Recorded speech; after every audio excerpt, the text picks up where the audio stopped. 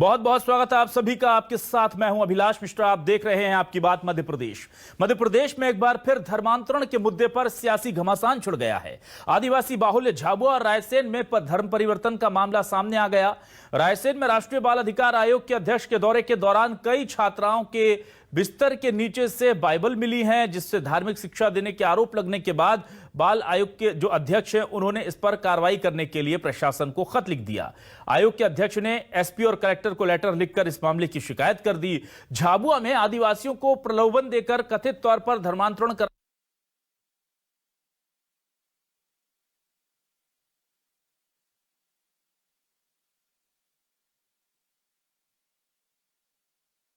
तो क्या मध्य प्रदेश में वाकई में जबरिया धर्मांतरण हो रहा है या फिर यह केवल सियासी शगुफा है? इसी पर करेंगे आज आपकी बात।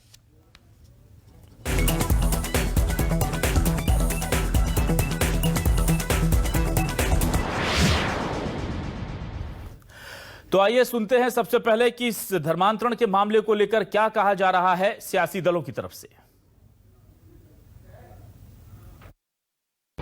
कल एक निरीक्षण के दौरान हमने पाया कि क्रिश्चियन मिशनरीज के प्रमाइसिस में तकरीबन 15 से 20 बच्चों को, लड़कियों को रखा गया है और वो बच्चे हिंदू आदिवासी बच्चे थे। उनको क्रिश्चियन रिलीजियस टेक्स्ट पढ़ाया जा रहा था। इस प्रमाइसिस में कोई स्कूल नहीं है, तो ये अपने आप में जांच का विषय है कि बच्चे वहां कैसे आए, कैसे रह रहे थे और इनका इस प्रकार से अवैध तरीके से रख के धर्मांतरण किया जाना। साथ में 2 लोग स्थानीय थे। वो लोग अपने एक नारू करके है, नारू डामोर, उसके घर के अंदर जो है बिठाकर लोगों को जो है धर्म में प्रलोभन देकर इस प्रकार से उनको धर्म ग्रहण करने के संबंध में कहा जा रहा था। इसी समय जो है पुलिस ने वहां पर कार्रवाई करते हुए फरियादी वहां पर जो थे उनकी रिपोर्ट पर कार्रवाई की गई। 10 लोगों के खिलाफ एफआईआर हुई है। मौके से हम लोगों ने 9 आदमी को गिरफ्तार किया है और 1 आरोपी अभी बाकी है। तो प्रशासनिक अधिकारी क्या कह रहे हैं इस तरह के पूरे मामलों को लेकर, लेकिन सियासी संग्राम छिड़ गया है। कांग्रेस और बीजेपी के प्रवक्ताओं के अपने दावे हैं, जरा ये भी सुनिए। मध्य प्रदेश में 17 सालों से भारतीय जनता पार्टी की सरकार, केंद्र में 7.5 सालों से भाजपा की सरकार, उसके बाद भी धर्मांतरण के मामले आ रहे हैं तो पूरी तरह भारतीय जनता पार्टी की सरकारें जिम्मेदार हैं। असल मामला ये है कि भाजपा सरकार इन मामलों में गंभीर नहीं है, जबकि धर्मांतरण के मामलों से राजनीतिक रोटियां सेंकने की कोशिश करती है। इसलिए धर्मांतरण के मामले रुक भी नहीं रहे। कानून मजबूत होने के बाद भी कानून का सही अमल नहीं किया जा रहा है, उल्टा राजनीतिक प्रपंच किया जाता है। पूरी तरह से भारतीय जनता पार्टी सरकार की असफलता है। भारतीय जनता पार्टी और कई राष्ट्रवादी संगठन लगातार चेताते रहे हैं, बताते रहे हैं कुछ समाज तोड़ने वाली शक्तियां धर्मांतरण में लगी हुई हैं और वो अलग अलग षड्यंत्रों के तहत धर्मांतरण में लगती हैं। कभी समाज में विभेद पैदा करती हैं, अलगाव पैदा करती हैं, एक जाति को दूसरी जाति से लड़ाने का काम करती हैं, तोड़ने का काम करती हैं, वर्गों को बांटने का काम करती हैं और इसको संरक्षण देने का काम राजनीतिक तौर पर कांग्रेस करती है, षड्यंत्र पूर्वक कांग्रेस करती है। ऐसी समाज तोड़ने वाली शक्तियों को लगातार संरक्षण देती आ रही है। इसीलिए भारतीय जनता पार्टी बार बार ऐसे तमाम प्रकार की एजेंसीज के विरोध में समाज में भी सक्रिय है और राजनीतिक तौर पर भी ऐसे लोगों का खुलासा करती है। तो क्या है न्यूज 24 मध्य प्रदेश छत्तीसगढ़ के आज के सवाल, आपको सवाल दिखा देते हैं और फिर इस डिबेट को शुरू करेंगे। अचानक तेज हुआ धर्मांतरण, मध्य प्रदेश में फिर छिड़ा रण। जी हां, मध्य प्रदेश में एक बार फिर यह मामला गर्मा गया है। रायसेन में छात्रावास में बवाल, हिंदू बच्चियों को किसने बांटे बाइबल, इसको लेकर के भी सवाल उठाए जा रहे हैं। झाबुआ में आदिवासियों को प्रलोभन, धर्मांतरण पर हिंदू संगठनों का घमासान। एमपी में धर्मांतरण पर सियासी वाल, आदिवासियों की अस्मिता का बन गया है यह सवाल। जी हां, सबसे ज्यादा धर्मांतरण के कथित तौर पर जबरिया धर्मांतरण के जो शिकार होते हैं ये कहा जा रहा है कि वो आदिवासी हैं और जाहिर सी बात है कि जनजातीय दिवस है, आदिवासियों को लुभाने के लिए बीजेपी पूरी तरह से फोकस्ड है। हर कोई चाहता है, कांग्रेस भी चाहती है कि उनसे छिटका हुआ वोट बैंक वापस आ जाए और इसीलिए अब ये सवाल धर्मांतरण का जो है वो आदिवासियों से जुड़कर बड़ा बन गया है। सीधे रुक कर लेंगे, हमारे दो मेहमान खास जुड़ चुके हैं हमारे साथ। जेपी धनोपिया जी जुड़ चुके हैं, कांग्रेस के वरिष्ठ नेता प्रवक्ता। बहुत स्वागत है धनोपिया जी आपका न्यूज 24 मध्य प्रदेश छत्तीसगढ़ पर। और हमारे साथ जुड़ चुके हैं पंकज चतुर्वेदी जी, बीजेपी के वरिष्ठ नेता प्रवक्ता। पंकज जी आपका भी बहुत स्वागत है न्यूज 24 मध्य प्रदेश छत्तीसगढ़ पर। सबसे पहले मैं आना चाहूंगा जेपी धनोपिया जी, हम देखते हैं कि अचानक से कुछ मुद्दे बहुत तेजी से मध्य प्रदेश की सियासत में गर्म हो जाते हैं।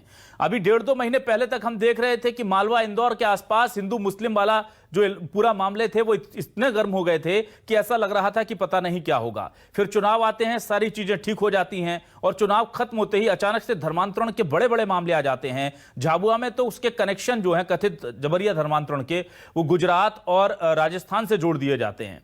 क्या लग रहा है आपको, आखिर क्या वाकई में मध्य प्रदेश में धर्मांतरण हो रहा है जबरिया? नहीं अविनाश जी, आपने विषय उठाया है तो कहीं तो कुछ होगा, हो सकता है कहीं आपको दिखा भी होगा, मगर मुझे आश्चर्य इस बात का हो रहा है कि आज के हालात में धर्मांतरण के लिए इतने बड़े बड़े कानून बना दिए हैं। सरकार ने कानून बनाया है, सारे नियम कायदे लागू हैं। सरकार मध्य प्रदेश में भारतीय जनता पार्टी की ने सरकार बनाया, तो जब कानून लागू है तो कहाँ धर्मांतरण के किस्से आ रहे हैं, कहाँ स्थिति हो रही है। मैं अभी देख रहा हूँ, आपने कहा रायसेन में बच्चियों के छात्रावास के अंदर उनके तकिए के नीचे बाइबल रख दी गई है। किसने रख दी भाई? इतनी एक साथ बाइबल रखने का षड्यंत्र तो नहीं है, फिर लोगों को बदनाम करने का, आदिवासियों के लिए बरगलाने की कोशिश की जा रही हो, जबकि धर्मांतरण वाली स्थिति ऐसी नजर है नहीं। अगर है तो केस बनाए, कौन धर्मांतरण कर रहा है उनके चेहरे सामने लेकर आए, कहीं कुछ नहीं है। ये तो चूंकि अब चुनाव की बेला आती है और उत्तर प्रदेश में शायद 5 राज्यों में चुनाव आ रहे हैं, तो भारतीय जनता पार्टी को तो ऐसे ही मुद्दे चाहिए जिसमें कि इस तरह की चर्चाएं होती रहे, अलगाव होता रहे, सामुदायिक सद्भाव बिगड़ता रहे, वातावरण बिल्कुल एक अलग तरह का चला जाए और अल्पसंख्यक बहुसंख्यक आदिवासी में बंटवारा हो जाए। तो मैं नहीं समझता कि कोई ऐसी बात है। अगर है कहीं तो सरकार की जिम्मेदारी बनती है कि उसको कार्रवाई करे, कानून का सहारा ले। कानून हमारा बहुत प्रभावशाली है, कानून पास है मध्य प्रदेश के अंदर। कोई भी धर्मांतरण बिना मध्य प्रदेश के सरकार की अनुमति के नहीं हो सकता। उसे 30 दिन पहले नोटिस देना होगा। नोटिस देने के बाद उसके लिए वहां का जो डीएसपी लेवल का अधिकारी उसकी जांच करेगा उसके 8 दिन की, उसके बाद धर्मांतरण होगा। तो कितने केस सरकार के पास आए वो सरकार दिखाए। मुझे तो लगता है कि सिर्फ एक आवश्यक रूप से विवाद को बढ़ाने का प्रयास किया जा रहा है और कुछ नहीं। ठीक है पंकज जी, यूपी चुनाव नजदीक आ रहे हैं, इसीलिए इस तरह की चीजें गरमा रही हैं। क्या उत्तर प्रदेश के चुनाव के लिए प्लॉट तैयार किए जा रहे हैं आसपास के राज्यों में? देखिए अभिलाष जी, जिस प्रकार की बातें कांग्रेस पार्टी और कांग्रेस पार्टी के नेता करते हैं तो वो इतिहास स्थापित करता है और अभी कहीं बहुत दूर जाने की जरूरत नहीं है। कल कांग्रेस पार्टी के एक नेता है जिन्होंने अयोध्या पर लिखी किताब और उसमें वो हिंदू धर्म की तुलना ISIS और बोको हरम से कर रहे हैं, जो दोनों अफ्रीका का सीधा आतंकवादी संगठन। और आप सोचिए कि उस कार्यक्रम में हमारे मध्य प्रदेश के पूर्व मुख्यमंत्री श्रीमान दिग्विजय सिंह जी कांग्रेस नेता मौजूद हैं और कल से कांग्रेस पार्टी की ओर से कोई उत्तर देने को तैयार नहीं कि सलमान खुर्शीद ने अपनी किताब में जिस प्रकार से हिंदू धर्म की तुलना ISIS से अफ्रीका के आतंकी संगठन बोको हरम के साथ की है। आप सोचिए कि भारत की भूमि पर रहकर यदि भारत के धर्मों का अपमान करने को यदि कोई काम करता है तो कांग्रेस पार्टी के राजनेता करते हैं। सलमान खुर्शीद के साधु के पीछे किसका हाथ है? सोनिया गांधी जी की अनुमति है, राहुल फिरोज जी की सहमति है, प्रियंका रॉबर्ट जी की सहमति है। कौन है जो सलमान खुर्शीद जी को इस बात के लिए प्रोत्साहित कर रहा है, सम्मानित कर रहा है, उत्साहवर्धन कर रहा है? तो अपनी किताब में लिखकर दे रहे हैं कि हिंदू धर्म जो है वो जिहादी ISI और बोको हरम के समान है। तो ये बांटने की और राज करने की राजनीति कांग्रेस पार्टी की पुरानी राजनीति है, क्योंकि इन्होंने राजनीति के गुण सीखे वो अंग्रेजों से सीखे और उसके आधार पर पार्टी काम करती है। इस विषय का आज हम जिक्र कर रहे हैं रायसेन का। वहां एक छात्रावास है जिसमें 15 से 20 बच्चे हैं अभिलाष। वो वहां कोई इंस्टीट्यूशन नहीं, कोई स्कूल संस्थान नहीं है, वो बच्चियां सरकारी स्कूल में पढ़ती हैं और वो धर्म से हिंदू धर्म की है। तो उनके कमरे में यदि दूसरे धर्म की पुस्तक मिलेगी तो सवाल होंगे। और वो ये जांच कौन कर रहा है? राष्ट्रीय बाल अधिकार आयोग के सम्मानित अध्यक्ष ने जांच करी और वो जांच पाई गई और प्रतिवेदन प्रस्तुत किया गया। झाबुआ में तो हमारे सामने प्रकरण पंजीबद्ध है। तो मेरा आशय सिर्फ इतना सा है कि जब भी कहीं यदि तुष्टीकरण के कोई विषय आते हैं, जब भी हिंदू धर्म संस्कार संस्कृति के खिलाफ कोई विषय आते हैं, तो कांग्रेस उनकी वकील क्यों? कांग्रेस उनकी पैरोकार और पक्षकार क्यों? कांग्रेस को क्या आपत्ति है हिंदू धर्म और सनातन संस्कृति और देवी देवताओं से? सलमान खुर्शीद जैसे लोग हमारे धर्म की तुलना ISIS और बोको हरम से कर रहे हैं। शर्म नहीं आई कांग्रेस पार्टी के राजनेताओं को? तो भारत की भूमि पर राजनीति करते हैं, भारत की सरकार में मंत्री होते हैं, कांग्रेस पार्टी की सरकार में होते हैं और आज हमारी आलोचना कर रहे हैं। धर्मांतरण को लेकर कानून बने हुए अभिलाष जी, इसमें कोई संदेह नहीं। देश दुनिया में तमाम प्रकार के कानून है और उससे क्या अपराध कम होते हैं क्या? कानून बने इसीलिए कि यदि कोई अपराध करे तो उन धाराओं में प्रोसिक्यूशन और अभियोजन की कार्रवाई हो। तो हम कार्रवाई भी करेंगे, जांच भी करेंगे लेकिन सवाल सिर्फ इतना सा बड़ा कि मध्य प्रदेश में मतांतरण का विषय है, हिंदू धर्म संस्कृति ठीक है सर। का कोई विषय पंकज जी मैं आऊंगा आपके पास। आपका ऑडियो थोड़ा सा ब्रेक हो रहा है, मैं आपके पास दोबारा आऊंगा। जब तक धनोपिया जी के पास रहता हूं तब तक हम दरख्वास्त करेंगे अपनी तकनीकी टीम से कि वो इसे ठीक कर लें। धनोपिया जी, मैं आपसे ये जानना चाह रहा हूं, क्या आदिवासियों को लेकर के बार बार ये कहा जाता है कि उनको बहलाया जाता है, बरगलाया जाता है, लालच दिया जाता है, तो आदिवासी ही क्यों? क्या ये एक तरह से स्वीकारोक्ति होती है कि आदिवासी समाज के सबसे दूरस्थ किनारे पर खड़ा हुआ है और इसीलिए वो अभी इस वक्त उन सुविधाओं से महरूम है और इसी का फायदा उठा लिया जाता है कथित तौर पर? दूसरे लोग धर्मांतरण नहीं करते, उनसे क्यों नहीं करवाया जाता? तो क्या कहीं ना कहीं ये स्वीकारोक्ति होती है कि आदिवासी जो है वो समाज के सबसे पीछे, सबसे निचले तबके पर खड़ा हुआ है? अभिलाष जी, मैं समझता हूं कि सूत न कपास जुलाव में लट्ठम लट्ठा, घटनाक्रम कहीं पर नहीं है। रायसर की बात जो मेरे मित्र पंकज जी कर रहे हैं कि वो शासकीय विद्यालय में पढ़ती हैं, शासकीय छात्रावास है, तो वहां पर बाइबल रखने वाले लोग कैसे पहुंच सकते हैं, आप खुद भी सोच सकते हैं, समझने वाली बात है।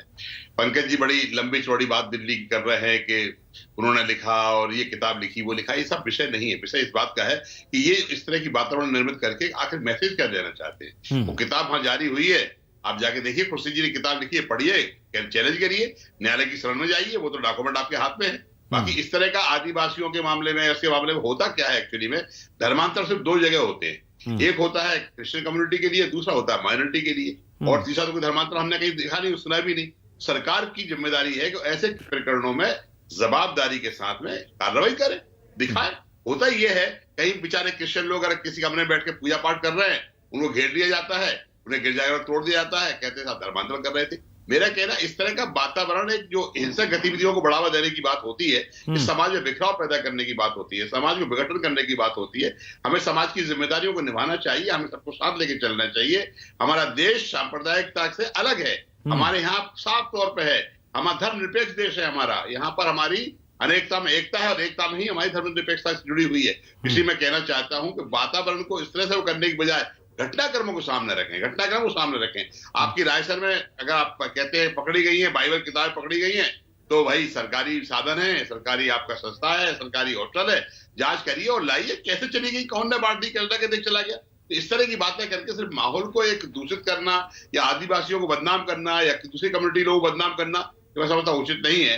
और शायद शांति प्रिय टापू जो मध्य प्रदेश का है, उसमें इस तरह की बातें करके अशांति फैलाने का प्रयास करना भी शायद उचित नहीं होता है। पंकज जी, क्या ये आदिवासियों से जुड़ा हुआ मामला है, इसलिए अब ज्यादा मुखर हो रहा है एक साथ? क्योंकि हम देखते हैं कि अचानक से आदिवासियों को फोकस करके बीजेपी पूरा अपना जो प्रचार है उसको केंद्रित करती है उपचुनाव में। उसके बाद हम देखते हैं कि एक बिरसा मुंडा की जयंती पर आगामी 15 तारीख को खुद पीएम आ जाते हैं। तो आदिवासियों को फोकस करने का जो बीजेपी का एजेंडा है, क्या ये उससे रिलेट हम कर सकते हैं इसे? आपको लगता है कि ये बिल्कुल अलग मुद्दे हैं?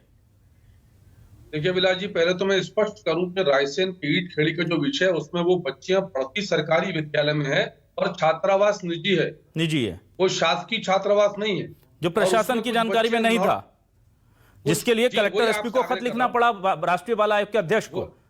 मैं आपसे वही आग्रह कर रहा हूँ अभिलाष जी, उसमें कुछ बच्चियां जो है वो तो नॉर्थ ईस्ट की बच्चियां हैं। हाँ, तो सवाल सिर्फ उठता है कि सरकारी स्कूल में पढ़ रही हैं रायसेन के ईट खेड़ी में, तो वो अपने गृह क्षेत्र में क्यों नहीं पढ़ सकती? तो इसलिए छात्रावास शासकीय नहीं है, वो शासकीय विद्यालय में पढ़ती है और निजी स्तर पर उनको रखा गया है विषय था। अब आ जाते हैं जनजाति का सवाल, जो आपका सवाल जी। तो अभिलाष जी, जनजाति गौरव को लेकर भगवान बिरसा मुंडा जी की जन्म जयंती भारतीय जनता पार्टी हमेशा स्थानीय स्तर पर हमेशा से मनाती आई है।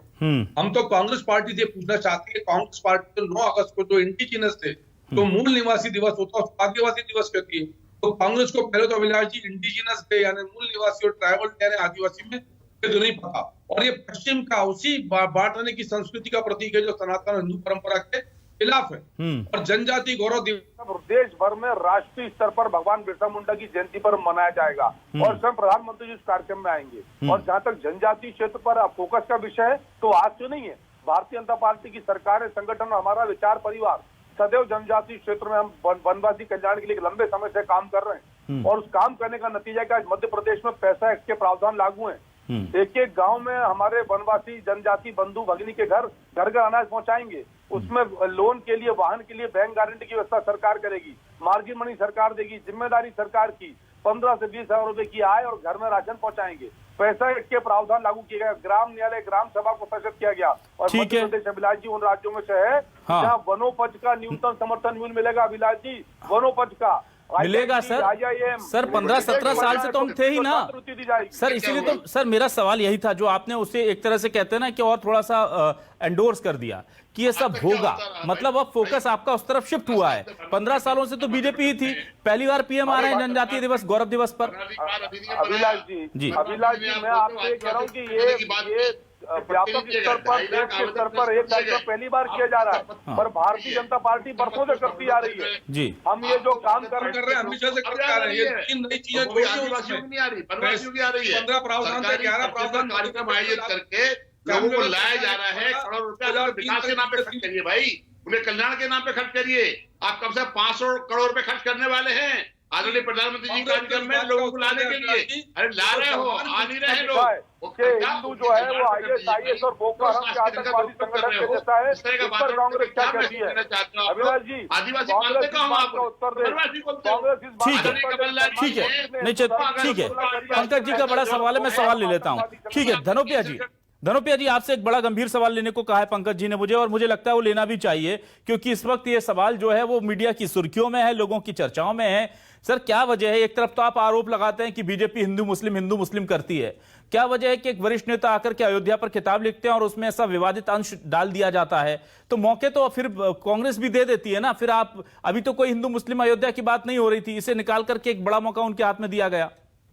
अभिलाष जी मैंने किताब देखी नहीं है, पढ़ी नहीं है, मुझे इसमें कुछ जानकारी नहीं है क्या लिखा है। किताब धर्म के ऊपर कोई भी लिख सकता है, किसी भी व्यक्ति के द्वारा लिखी जा सकती है, उसमें कौन से आपत्ति वो है उसकी मैंने पहले ही पंकज जी से कहा है, बहुत बुद्धिजीवी व्यक्ति हैं, पढ़ें और उसको लेकर कोर्ट में जाके चैलेंज कर दें, कार्रवाई कराएं कि ये गलत लिख दिया है। हाँ, कोर्ट में पंकज जी जा सकते हैं क्या आप? बिल्कुल जा सकते हैं पंकज जी। मुझे क्या करना है मैं करूंगा, मैं तो सिर्फ पूछ रहा हूँ कि किताब नहीं पढ़ी तो मैं अंश दिखा दूं आपकी। इसको दिखा देता हूँ किताब में क्या लिखा हुआ है, 1 मिनट लगेगा मुझे। धनोपिया जी के रेफरेंस के लिए वो दिखा देता हूँ अंश में, तो किताब में उन्होंने क्या लिखा है जी। धनोपिया जी ये लिखा है उन्होंने क्लियर कट। ये किताब में स्पॉटलाइट करो अभिलाष जी, मैं चाहूंगा कि यदि ये थोड़ा हाईलाइट हो जाए स्क्रीन पर। हाँ बिल्कुल, कोशिश करेंगे, फुल स्क्रीन जरा कर दीजिए पंकज जी को और जरा दिखा दें। जी पंकज जी दिखाइए, बताइए। ये देखिए और इसमें सलमान खुर्शीद जी स्पष्ट तौर पर लिख रहे हैं कि हिंदू धर्म जो है वो जिहादी संगठन ISIS और बोको हराम के समान है, और इस पर उनसे सवाल किए तो उत्तर नहीं पाए। तो मेरा सवाल सिर्फ इतना सा है कि क्या मध्य प्रदेश कांग्रेस कमेटी, क्या अखिल भारतीय कांग्रेस कमेटी, सोनिया गांधी जी और राहुल गांधी जी सलमान खुर्शीद ने जो पुस्तक में लिखा उससे सहमत है या असहमत है? भारतीय जनता पार्टी क्या करेगी? पंकज चतुर्वेदी कोर्ट जाएंगे नहीं जाएंगे वो अलग विषय है। एक छोटा सा आग्रह सिर्फ है कि ये हिंदू मुस्लिम को धर्म के आधार पर बांटने का जो षड्यंत्र कांग्रेस करती है, जो सलमान खुर्शीद ने किया है, उस पर वो सहमत है कि नहीं, इतनी सी बात पूछ रहा हूँ मैं। ठीक है, मैं आपको अपनी बात कहना चाहता हूँ अभिलाष जी। आदरणीय पंकज भाई, ये किताब का पेज नहीं है द सैफरन स्काई, ये आपकी भारतीय जनता पार्टी का जो डर्टी सोशल मीडिया डिपार्टमेंट है ना, उसने बनाकर डाला हुआ है। अरे सर ये उसकी किताब का पेज है जेपी भाई, उसकी किताब का पेज है। ठीक है सर, उसकी प्रामाणिकता पर भी बात कर लेंगे ना। हमारा जो टॉपिक है वो डाइवर्ट होगा सर, उसकी प्रामाणिकता पर भी बात करेंगे। अभिलाष जी सलमान खुर्शीद जी ने स्वीकार किया कि उन्होंने लिखा है, धनोपिया जी ना माने सलमान खुर्शीद जी ने स्वीकार किया। ठीक है, बिल्कुल किया है। दिग्विजय जी ने यह भी कहा है, दिग्विजय सिंह जी ने यह भी कहा है कि एक छोटे से अंश को निकाल करके बेवजह मामले को तूल दिया जा रहा है। पूरी किताब पढ़ेंगे तब उसका कंटेक्स्ट समझ में आएगा। उन्होंने अभी बोला कि आप भारतीय जनता पार्टी कर रही है, जबकि सलमान खुर्शीद स्वीकार कर रहे हैं। ठीक है। इस किताब से ज्यादा अभी हम आदिवासियों पर और धर्मांतरण के उस मुद्दे पर आते हैं। धनोपिया जी प्लीज, धनोपिया जी ये रेफरेंस था। मान रहे हैं आपके पेट में दर्द है? अरे सलमान खुर्शीद मान रहे हैं, आपने मोबाइल में दिखाया ना ठीक है सर ठीक है, किताब नहीं सर, आज किताब नहीं, आज हिसाब होगा सर धर्मांतरण और आदिवासियों के हितों का। धनोपिया जी प्लीज आइए, वापस टॉपिक पर आते हैं। धनोपिया जी प्लीज की बात तो मान लो। पंकज जी वापस आते हैं। पंकज जी वापस आते हैं हम। धनोपिया जी प्लीज, मैं ये चाह रहा था कि जो मुख्य मुद्दा है, क्या वाकई में मध्य प्रदेश में धर्मांतरण चल रहा है? क्योंकि हमने देखा कि झाबुआ में करीब 8 से 10 लोगों पर FIR होती है, उन्हें गिरफ्तार करके दूसरे राज्यों से लाया जाता है। अब 10 लोग आए हैं तो वहां पर बड़े पैमाने पर चल रहा है, और ये दबी छिपी बात नहीं है। आदिवासी अंचलों में धर्मांतरण होता है, लेकिन वो जबरिया होता है या स्वेच्छा से होता है, इस पर हमेशा से सवाल रहे हैं। तो क्या कहेंगे धनोपिया जी, आप धर्मांतरण हो रहा है लेकिन मर्जी से हो रहा है, या आपको लगता हो ही नहीं रहा, ये बीजेपी का एजेंडा है, या आपको लगता है नहीं जबरदस्ती धर्मांतरण भी मध्य प्रदेश में हो रहा है? देखिए अभिलाष जी, आप मध्य प्रदेश से वाकिफ हैं, मध्य प्रदेश आपका खुद का गृह प्रदेश है। मैं समझता हूं कि इस तरह की बातें करके एक अलावा जो होता है, मैंने पहले भी कहा है कि कुछ लोगों को आरोप लगाया जाता है सारे धर्मांतरण करा रहे हैं। निश्चित रूप से 17 साल से मध्य प्रदेश सरकार है भारतीय जनता पार्टी की, ये बताए कितने केस उन्होंने रजिस्टर्ड किए हैं, कितने लोगों का धर्मांतरण इस तरह हो गया है। जब कानून बन चुका है उसमें एक आध केस तो रजिस्टर्ड करा हुआ बताएं कि हमने एक केस रजिस्टर्ड कर दिया है, यहाँ पे धर्मांतरण करा रहे थे। कहीं कुछ नहीं है, सिर्फ लोगों को एक ताना बाना बिगाड़ने के लिए इस तरह की बातों को लेकर आया जाता है। अगर कहीं है, हो सकता है गरीबी एक ऐसा मूल कारण है, उस गरीबी में जी रहे आदिवासियों को अगर कोई विशेष समुदाय के लोग सेवा भावना से उन्हें अगर कुछ देते हैं या कुछ करते हैं तो लोग उसे धर्मांतरण का नाम देते हैं। अगर उनके बच्चों को शिक्षा देना चाहते हैं, उनका जीवन स्तर ऊंचा करना चाहते हैं, धर्मांतरण नाम देते हैं। इस तरह की बातें करके किसी समाज के प्रति अच्छी बात नहीं है। समाज सेवा से जुड़े हुए लोग हैं, उनको काम करने के लिए सबके समानता का होता है। अगर धर्मांतरण है, मैं भी निंदा करता हूं, लेकिन धर्मांतरण की नियम प्रक्रिया बनाई है सरकार ने, और सरकार कहे कितने कानूनों के खिलाफ धर्मांतरण हो गए, रिकॉर्ड रखे, कार्रवाई करें, हम आपके साथ हैं। ठीक है पंकज जी, अंतिम कमेंट आपसे लेना चाहूंगा, क्या मध्य प्रदेश में जबरिया धर्मांतरण की साजिश हो रही है? जी ने पूछा कि एक भी प्रकरण पंजीबद्ध हुआ, तो कल ही धांधला में 9 लोगों के खिलाफ एक प्रकरण पंजीबद्ध हुआ है। उस प्रकरण में बहुत स्पष्ट है और कानून अपना काम कर रहा है, कानून अपनी जगह काम कर रहा है, पर जो लोग कानून का उल्लंघन करेंगे तो प्रकरण पंजीबद्ध होगा। हमारा सवाल तो यह है कि जब भी धर्मांतरण का विषय आता है तो हिंदू धर्म के खिलाफ कांग्रेस पार्टी क्यों बाकी लोगों की वकालत करती है? कांग्रेस के लोग चाहिए। ठीक है सर। तो सलमान खुर्शी जैसे लोग कांग्रेस के नेता हैं, तो हिंदू धर्म को ISI होकर हम आतंकवादी जैसे तुलना करते हैं और कांग्रेस मौन है। ठीक है सर, सलमान खुर्शी स्वीकार कर रहे हैं, ठीक है सर, ठीक है। पार्टी का डर्टी।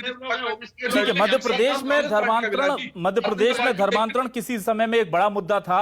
जो मध्य प्रदेश की सियासत को पहले से करीब से जानते हैं वो जानते हैं कि धर्मांतरण को लेकर के भी सियासी उबाल आते रहे हैं, लेकिन बहुत लंबे अरसे के बाद धर्मांतरण रायसेन यानी कि मध्य प्रदेश के दिल से लेकर के झाबुआ के बिल्कुल सीमावर्ती इलाके जो गुजरात से राजस्थान से सटे हुए इलाके हैं वहां तक धर्मांतरण के मामलों से गर्माहट आई है सियासत में।